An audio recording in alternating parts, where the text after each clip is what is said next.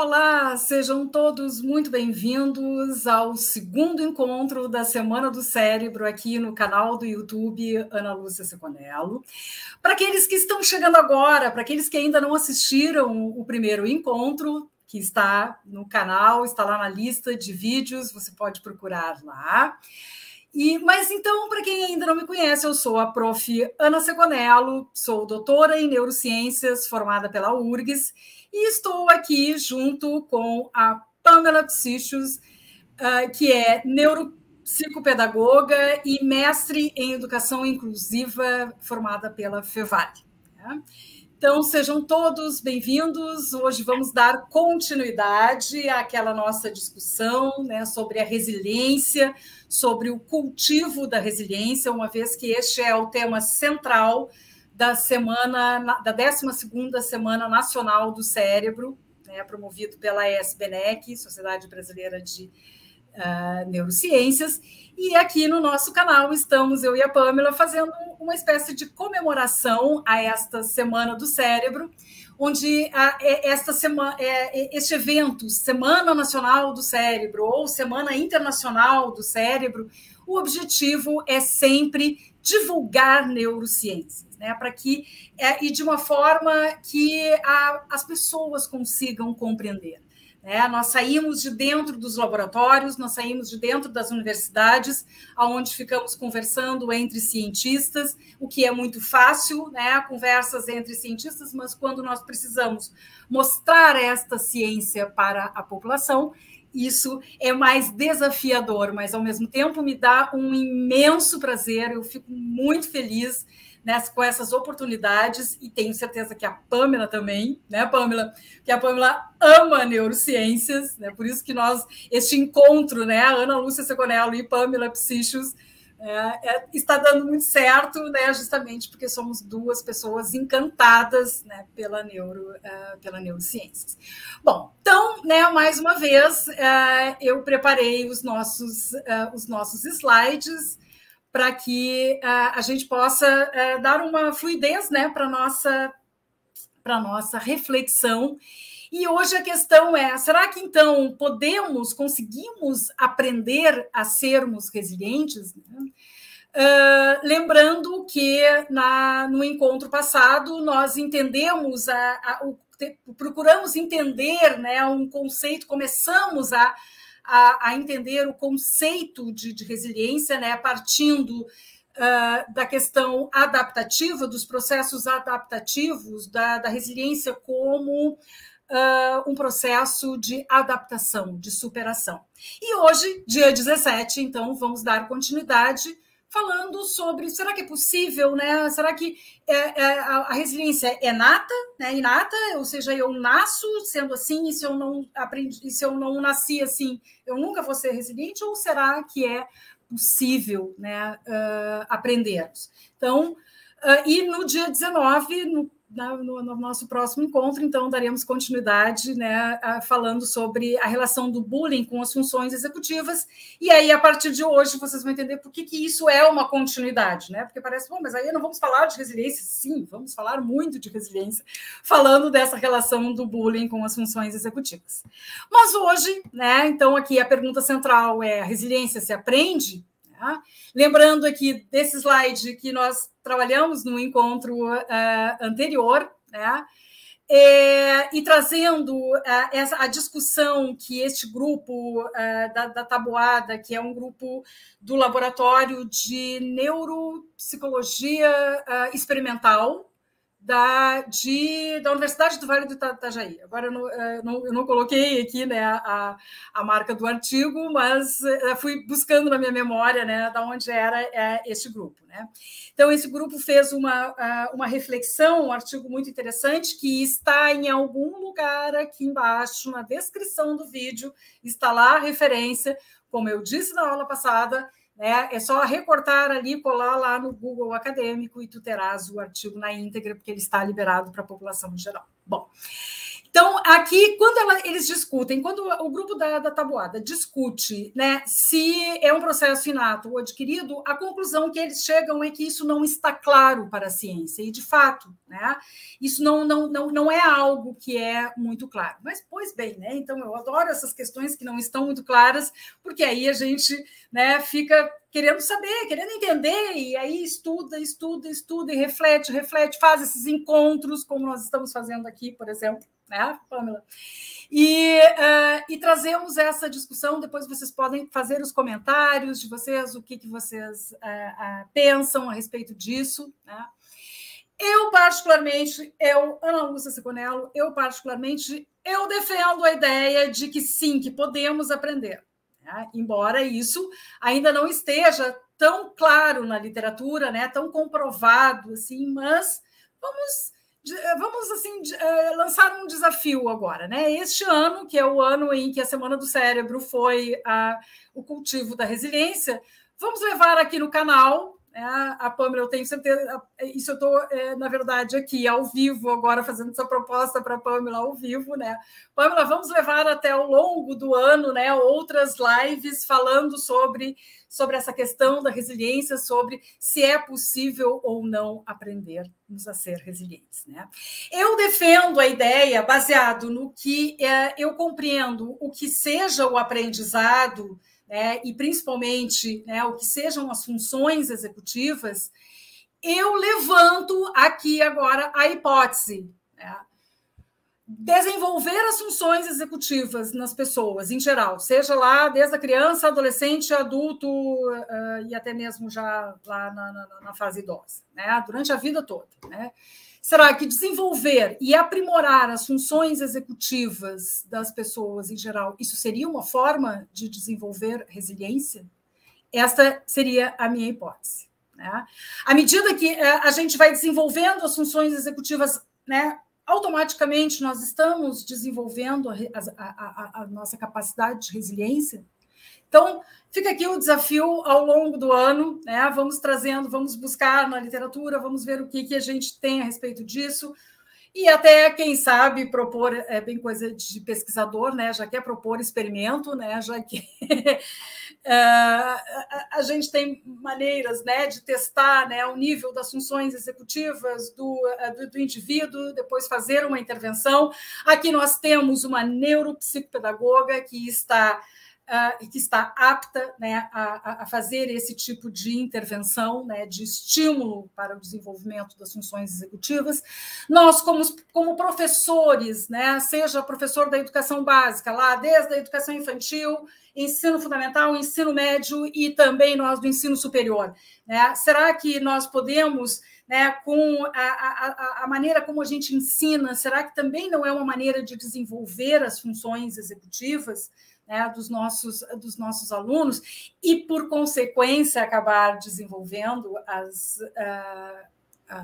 resiliência, a capacidade de resiliência, né, dos indivíduos?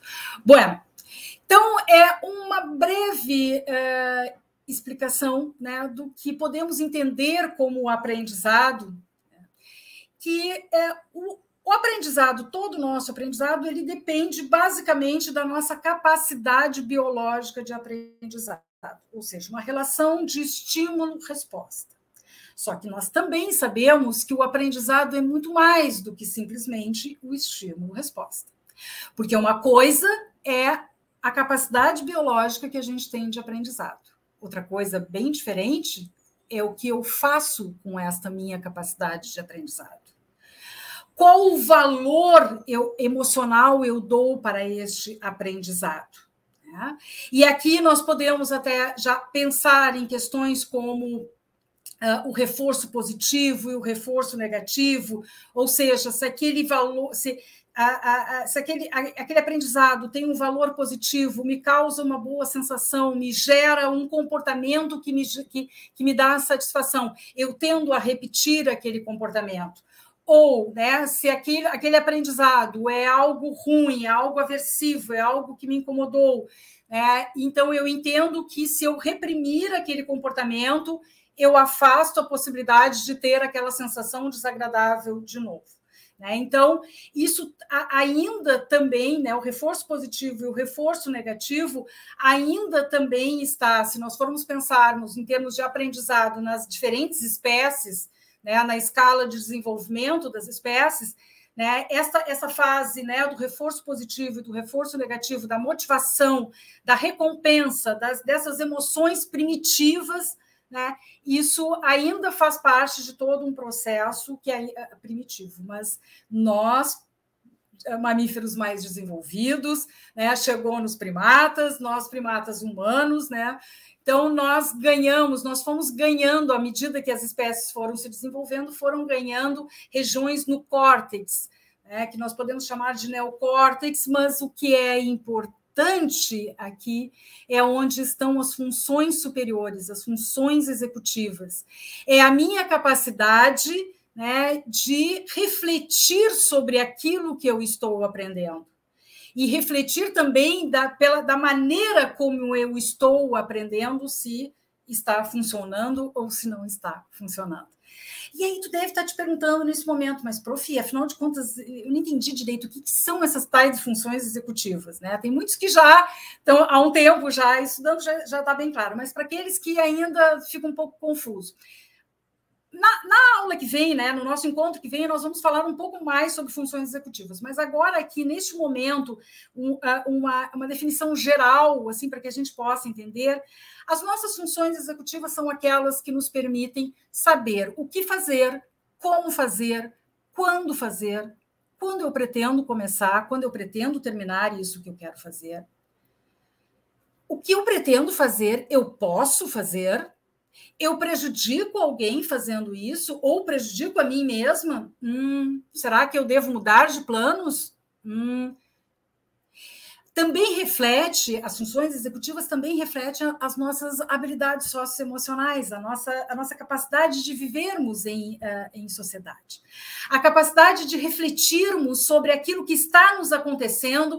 Será que isso é tão aversivo assim? Será que mas se eu chego à conclusão que isso é muito aversivo, o que eu posso fazer para mudar? O que eu posso fazer para sair desta situação que eu estou e até melhorar de situação? Antes mesmo, se sentir melhor do que eu me sentia antes de toda aquela situação aversiva ter acontecido. Então, aí eu defendo muito a ideia de que se nós trabalharmos as nossas funções executivas, mas trabalhar com vontade, né? Querer entender o que são as funções executivas, entender, buscar pelo autoconhecimento, né? E estudar neurociências. Aqui posso até puxar um pouco a brasa para o meu assado, mas estudar neurociências também é uma forma de autoconhecimento, porque a gente vai estudar nós mesmos, nós vamos estudar o nosso cérebro e o nosso comportamento, né?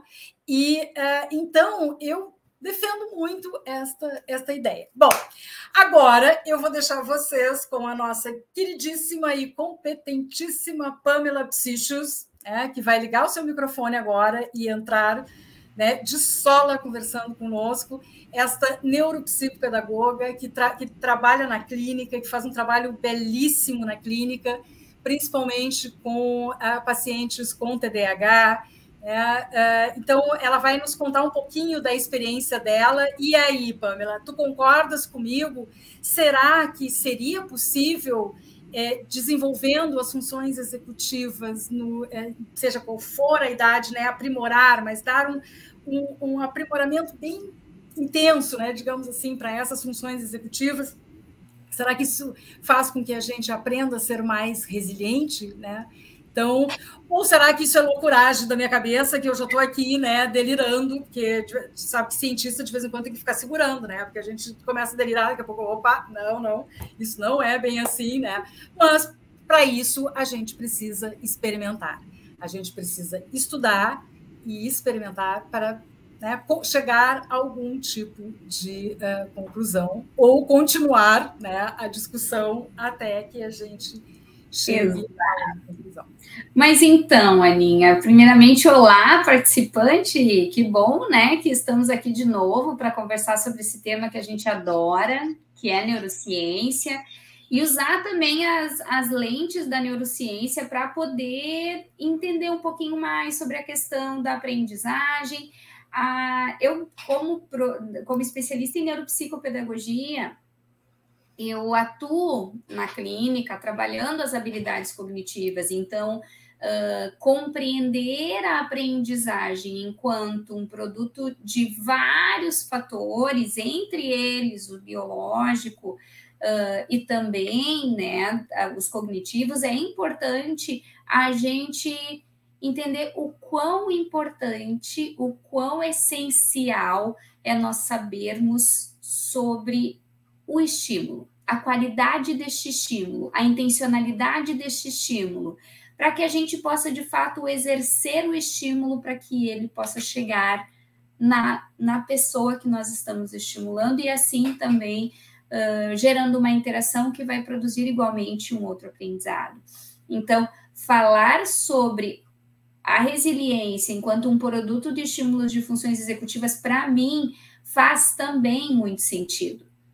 Porque a gente fala dessa expressão, né, dessa maneira de demonstrar como é que tu lida, como tu gerencia essas informações e como isso também se espelha no teu comportamento, é uma maneira de espelhar a tua resiliência, de expressar a tua resiliência. Então, como profissional da neuropsicopedagogia, eu entendo que a gente tem que ficar muito pautados enquanto especialistas, atuando ali dentro da clínica, em questões assim, no que é baseado o teu estímulo, qual é a base dele, né? Como é que ele se referencia, qual é o fundamento dele. Então, a observação desse sujeito, o teu entendimento das possibilidades de condução que tu pode dar, né, para cada uma das demandas que é trazida também é muito importante. No intento da gente poder colocar em prática essa nossa defesa sobre como a gente pode promover o autoconhecimento, a autonomia, a qualificação da funcionalidade para que ele possa, né, dar conta de fazer tomada de decisão, exercer a resolução de problema de uma maneira também adequada, de acordo com os contextos, né, no seu cotidiano. Mas, assim, falando bem na prática, porque eu sei que aqui a gente tem pessoas que nos assistem de muitas áreas, e eu, enquanto profissional da área da educação, preciso dizer para vocês que as habilidades cognitivas que são, né, que também que é o montante do qual as funções executivas fazem parte, elas dizem muito desse repertório de manejo, de como é que tu vai gerenciar o teu conhecimento, porque, no meu entendimento, a gente expressar um comportamento resiliente é tu conseguir, de fato, demonstrar a funcionalidade, como é que tu opera o que tu sabe. É tu colocar em prática de uma maneira adequada os teus conhecimentos. Então, assim, de uma maneira que tu consiga ser coerente com o contexto, exercendo o cuidado consigo com o outro, e também ao contexto, então a gente estar atento a cultura, os contratos sociais, no sentido de entender também qual é o significado daquele gesto, daquela palavra, daquele movimento, daquela veste, daquele som, para aquele momento, para que a gente consiga exercer de fato, colocar em prática o que você quer fazer.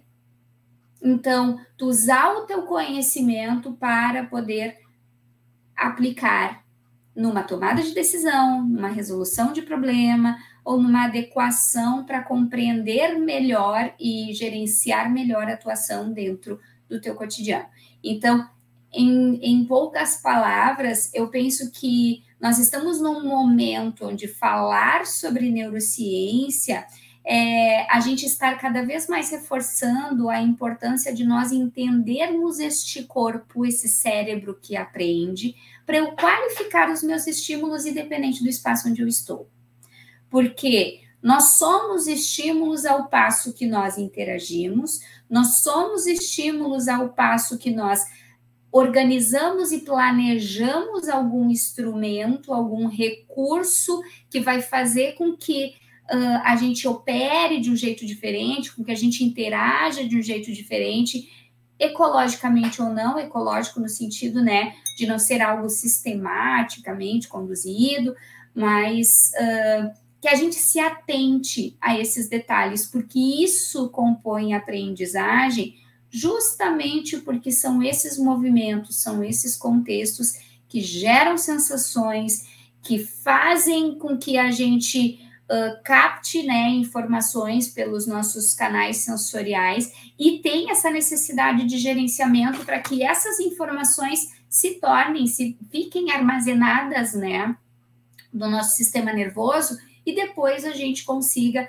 resgatando, né, elas à medida que a gente for encontrando essas conexões dessas informações com as novas que estão chegando. Então, vamos falar de prática? Vamos falar assim de como é que a gente faz, né, para estimular a resiliência na perspectiva de que a resiliência pode ser, de acordo com o que a gente está trazendo aqui, que é uma possibilidade de interpretação, né, uma hipótese, produto, sim, do exercício de um comportamento executivo adequado, executivo qualificado. Então, falar sobre possibilidades práticas é justamente, a gente não precisa ter um acervo de equipamentos super tecnológico, muito cheio e diversificado, cheio de materiais, né? A questão é tu saber exatamente conduzir um estímulo, um momento de estímulo que vai fazer sentido para quem está sendo estimulado. Porque precisa fazer sentido para a pessoa aquela informação que está chegando para que ela possa depois conectar com uma demanda, com uma necessidade que ela está percebendo nas suas vivências, né? Faz sentido para ti, Aninha?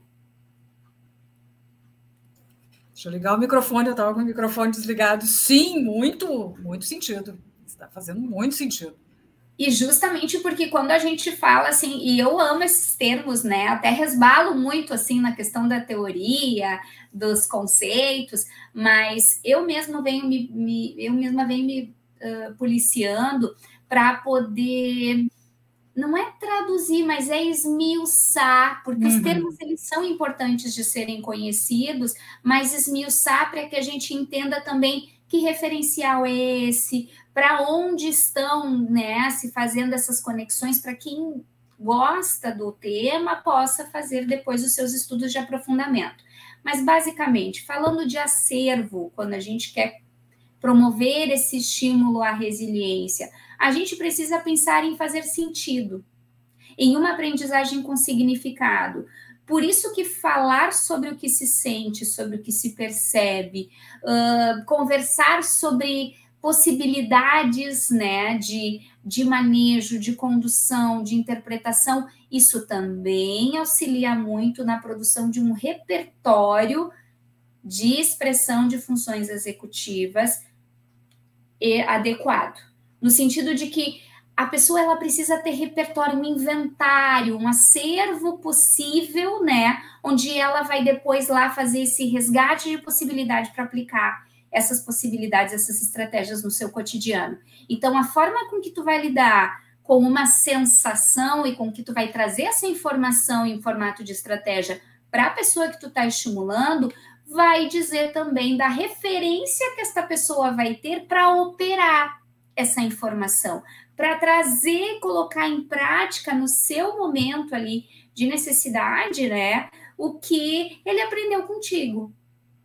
Então, eu penso também que a gente consegue lapidar esse nosso comportamento resiliente, entendendo que a resiliência, ela é constituída desse acervo, desse inventário de possibilidades estratégicas para te colocar em prática o que tu sabe de uma maneira coerente com o contexto. Então, estarmos atentos a de quem a gente fala, com quem a gente fala, em que tempo a gente fala, em que ambiente a gente fala, é muito importante. Por isso que eu penso que nenhum estímulo à resiliência vai ser descontextualizado. nenhum estímulo à resiliência tem como ser um recorte, né, descontextualizado, porque precisa fazer sentido para a pessoa, precisa estar igualmente auxiliando ela a saber o que fazer com aquela informação. E um grande aliado não precisa ter vários jogos diferentes, inúmeros materiais de registros diferentes, é tu saber o que tu quer promover. Porque a gente pode fazer isso através de um jogo, a gente pode fazer isso através de uma brincadeira, porque uma forma de tu aguçar, fomentar a reflexão sobre a produção desse repertório é tu usar a ludicidade também a teu favor. Então, trazer em um contexto em que a pessoa precisa fazer movimentos, pensar em estratégias, colocar em prática a previsibilidade, entender o contexto para ela poder igualmente ali estar atenta às possibilidades de reação e também ficando atentas às regras que condicionam esses movimentos, auxilia a gente na adequação da expressão desses comportamentos executivos que vão se espelhar num resultado resiliente, né? Então, eu acredito, assim, nós estamos num tempo muito rico, sabe, Ana? Nós temos a possibilidade de poder trocar ideias com profissionais de outras áreas e qualificando os nossos estímulos ao passo que a gente vai tendo acesso à informação e também se policia para se olhar como profissional, se enxergar como agente estimulador para estar repensando sobre esses estímulos também. Porque, por exemplo, eu sou uma profissional que eu adoro trabalhar usando a tecnologia, porque a tecnologia faz sentido eu operacionalizar, eu instrumentalizar a tecnologia para mim, porque eu penso que a tecnologia ela está em tudo, ela está na escrita, ela está na leitura, ela está no manejo do acervo, ela está nos objetos, ela está na forma com que a gente interage. Então, nós somos nós estamos em uma geração que está no momento onde a interação ela também está ela está sendo qualificada pela instrumentalização da tecnologia. Então, poder usar esses instrumentos a favor do teu planejamento de estímulo para qualificar esse acesso à informação ajuda bastante. E um exemplo disso é a técnica de biofeedback. Então, eu aplico biofeedback na clínica, eu sou uma pesquisadora da utilização da técnica e é algo que eu fico muito feliz em poder trazer, porque é justamente uma possibilidade de instrumento, né, que nos ajuda a fazer com que esse sujeito seja exposto a demandas onde ele vai precisar colocar em prática os seus saberes, mas entendendo qual é que é o objetivo que ele precisa atingir, o que ele precisa fazer, porque a gente falar sobre resiliência, falar sobre expressão de função executiva, é falar sobre comunicação, é falar sobre uso assertivo da linguagem, uma linguagem que pode ser verbal, que pode ser não verbal, que ela pode ser intermediada, ela pode ser direta, indireta, mas ela é ativa, ela é utilizada, ela é funcionalizada. Então, o que eu vou fazer com isso? O que significa isso? O que eu quero dizer com isso? Porque a gente está atento a esse agente, esse canal, esse instrumento, esse objeto, isso também ajuda a trazer sentido para aquilo que tu está promovendo dentro ou fora da tua sala de aula, da tua clínica, né? Do espaço onde tu está interagindo com as pessoas, onde a pauta é estímulo e onde o objetivo maior é estimular, promover, né? O estímulo das funções executivas para se ter como resultado um comportamento resiliente. Então, o biofeedback ele é uma técnica onde a gente tem ali preceitos da psicologia cognitiva, né? E basicamente da questão do clássico, ai meu Deus, condicionamento clássico, que é muito importante a gente entender que é o seguinte, ouvimos falar muito, e eu digo como profissional de educação, de Skinner como, meu Deus, um cientista, né, que ele tem uma representação social forte na área de educação, que eu arrisco em dizer que é pouco compreendido. Porque ele, de fato, nos ajuda a entender a aprendizagem humana enquanto os mecanismos de aprendizagem, né, nos seres vivos. Então, usando por essas como uma referência o condicionamento clássico, né, a gente vai ter esse direcionamento. Tá muito prático, está muito claro para ti qual é este objetivo e que tu precisa atingi-lo para chegar ao resultado. Então, essa condução que se dá dentro da técnica de biofeedback é o seguinte, tu tem ali na tela informações de reações neurofisiológicas ou fisiológicas, porque não acontece somente, né, com reações neurofisiológicas, exato, mas que elas estão ali ampliadas na tela do computador e que eu consigo visualizá-las por meios de software. Então, sensores conectados a esse software vão me mostrar essa reação em tempo real. Só que o que acontece? Mediante ao estímulo, eu percebo o quanto eu estou sensível a determinados estímulos. E eu, tendo esta consciência, por uso do software e pela condução desse especialista técnico no biofeedback, vai ser ali produzido um objetivo a ser alcançado.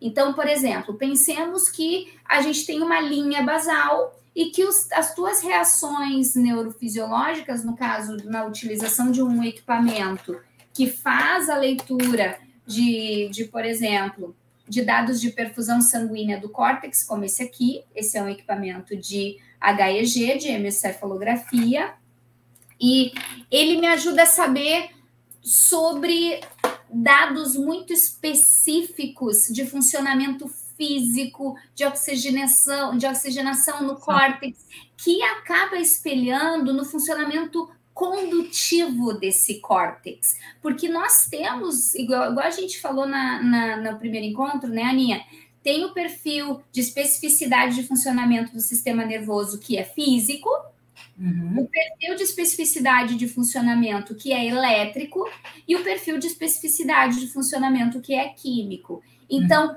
por meio do uso desses equipamentos, eu vejo qual é que é esse resultado de funcionamento elétrico, mas que está condicionado a reações químicas e, assim, movimentações e reações físicas. Então, entendendo isso, eu compreendo que o meu comportamento tem como base a articulação e gerenciamento de muitas transformações que estão acontecendo neste corpo.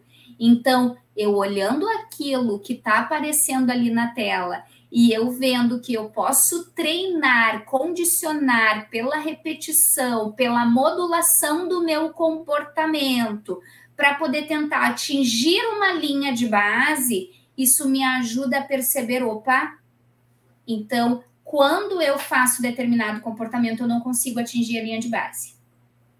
Mas quando eu mudo e faço outro comportamento, eu consigo. Por exemplo, no equipamento que é esse Mindwave. O Mindwave, ele é um equipamento que ele tem um headset, que é tipo uma tiarazinha que tem sensores que fazem essa ampliação, essa leitura, essa captação de reações no córtex. E eu ali na tela tenho como te dizer que se tu consegue atingir um nível base de reação, tu consegue fazer com que comandos sejam realizados ali na tela.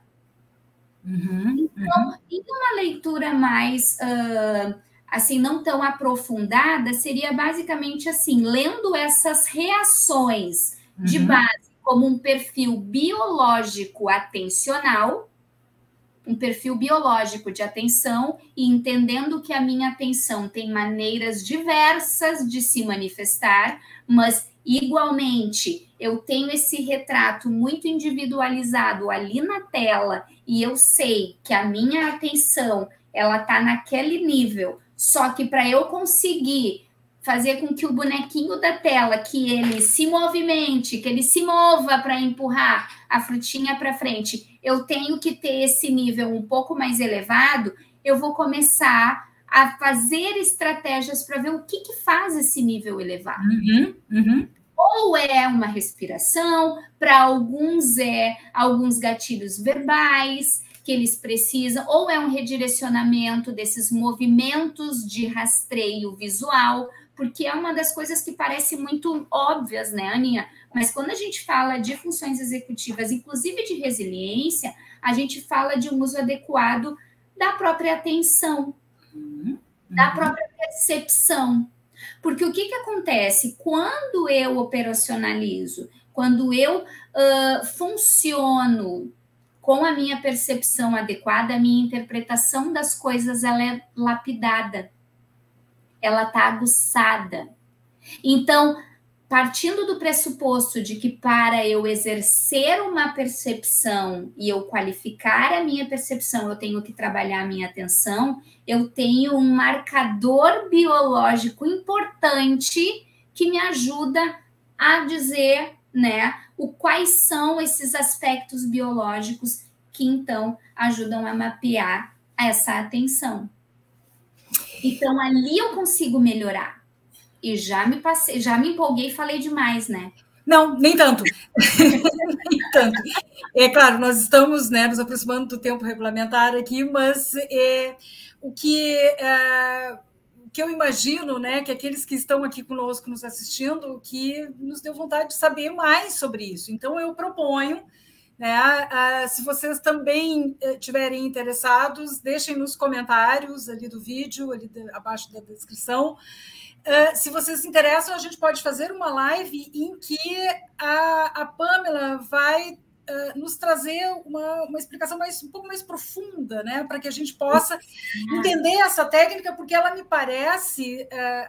veja bem, claro que a gente quer deixar bem claro que as tecnologias elas nos ajudam, mas sem aquela ideia de que só a tecnologia que vai me ajudar, eu não vou fazer...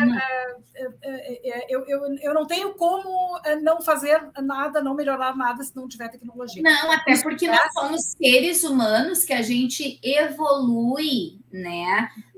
Condicionados à interação, condicionados a essa troca, né? Face to face. Então, estar na presença de outro ser humano e de um ser humano com a formação, com a qualificação adequada, a gente qualifica, inclusive, a experiência. Porque é uma neuromodulação, né, Aninha? A gente falar de resiliência, a gente fala de um produto de uma neuromodulação bem importante, porque tem-se uma memória. A resiliência ela é produto de memória, ela é produto de vivência, ela é produto de sensações, só que é justamente o uso adequado dos conhecimentos que tem por base tudo isso. Exato. E uma dessas questões é a gente entender que a gente vai adequando o nosso comportamento às vivências que a gente vai tendo, né? Aos contextos que a gente vai tendo acesso. E a tecnologia, nesse sentido, vem como um suporte, assim como a gamificação. Porque eu percebo que a gente trazer para o processo, né, para esse instrumento, a gamificação, ajuda até a gente ter a percepção e de uma maneira bem química, agora falando, ajuda a gente a produzir dopamina, porque coisa boa ter aquele retorno imediato, né? Aqui está a minha fórmula, ó. Molécula de dopamina. A molécula de dopamina, eu acho ótimo, essa molécula de dopamina que ela tem atrás dela. Porque é algo assim que é importante nós nos atentarmos a gerar o bem-estar, porque a sensação também vai auxiliar na consolidação dessa memória e a essas redes neurais, né, se fortalecerem, fazerem mais conexões, de justamente por ir dentro com essa base esse comportamento ele ser mais fácil de ser expressado. É isso aí. Muito bom, Pamela, muito bom. Pena que hoje, no nosso tempo está chegando ao final. Né? Mas, gente, botem as dúvidas, né, Aninha? Botem isso, aquilo mais que vocês queiram saber. Ou, prof, eu achei tão legal, mas eu não entendi nada. Então, é para isso mesmo. É para isso mesmo que a gente está aqui. E aí, a gente vai... Vamos planejando, vamos acompanhando, a gente vai postando nas redes sociais, né? Vamos acompanhando para saber quando, ou quando tiver gravado, vocês vão entrar lá no canal e vão ver, porque as nossas lives ficam gravadas, né? Vocês podem assistir depois. E aí, prometemos aqui, então, né, nesse dia 17 de março, prometemos que traremos uma live sobre a técnica neurofeedback. Exato, que é um tipo de biofeedback, porque eu percebi também, né, que eu acabei usando os dois conceitos, mas eu não expliquei, até porque a gente precisa de mais um tempinho para eu poder... Claro. Aqui era só para ter uma ideia, né, para nós fecharmos a ideia de hoje. Então, a pergunta continua no ar, né, como a gente sabe que... Né? Será que podemos aprender a nos tornar resilientes? Defendemos a ideia de que, estimulando as funções executivas, podemos fazer isso. E a Pamela nos dá uma breve pincelada, né, sobre algumas tecnologias que podem ser utilizadas a nos ajudar, né, nesta percepção de quais os comportamentos eu estou realizando estão, de fato, tendo efeitos fisiológicos, porque a gente tem que entender que a resiliência também é um processo, como nós conversamos na semana passada, na aula passada, de adaptação, processos, respostas adaptativas ao estresse. Então, isso ele é muito fisiológico, ele é muito molecular, ele é muito... enfim, né? Essas coisas todas acontecendo, né, lá dentro da gente. Então, hoje vamos nos despedindo, né? No próximo encontro, então, dia 19, vamos continuar falando de funções executivas e vamos relacionar isso ao bullying, que é uma questão extremamente importante, né? E aonde a resiliência nessa história toda entra. Né? Exato. Bom, então vamos nos despedir. Pamela, muito obrigada pela tua participação, mais uma participação maravilhosa aqui conosco. Gente gurizada medonha que nos assiste, um grande abraço e nós duas, né, Pamela, aguardamos vocês no dia 19 e mais outros vídeos que nós vamos fazendo ao longo do ano de 2023. Então, beijo no coração de todos e até lá. Valeu, tchau.